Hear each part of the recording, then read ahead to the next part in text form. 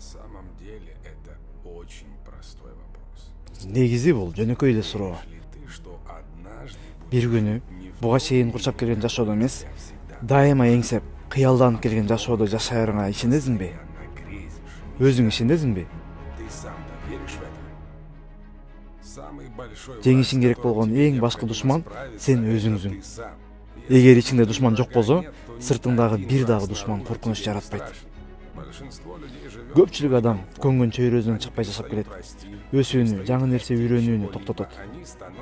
Токпейил болуп калышат. Алар жакпаган жумушунда иштей бергенге макул. Көздөгөн максаты жок жашоо руханий жактан өзүн өзү өлтүрүүгө барабар. Эгерде максатың бар болсо, ага умтуу да бар болсо, жаңы мүмкүнчүлүктөр ачыла баштайт.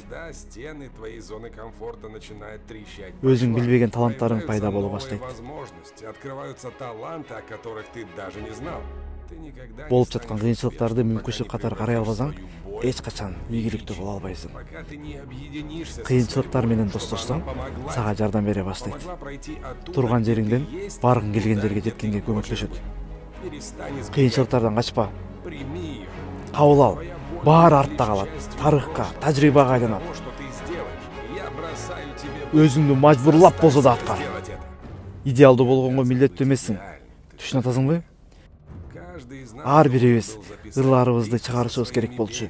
Китебибизди, бийлегенди үйрөнүп, чоң окууну бүтүп, жеке ишибизди ачышыбыз керек болчу. Кылышыбыз керек болгон көп нерсе бар болчу. Бирок анын баарын коркуп кылбай койгонбуз. Мен корккон эмесмин, эч нерседен коркпойм дейсиң. Коркпойсуң. Болбой калсачы, ката кетип калсачы деп. Идеалдуу эмес экениңден коркконсуң. Бүгүнтөн баштап билишиң керек болгону, идеалдуу болгонго милдеттүү эмессиң. Каалаганына жеткенге идеалдуу болуштун кереги жок. Ага эң башкысы күрөшүүнү баштап, аягына чейин туруу.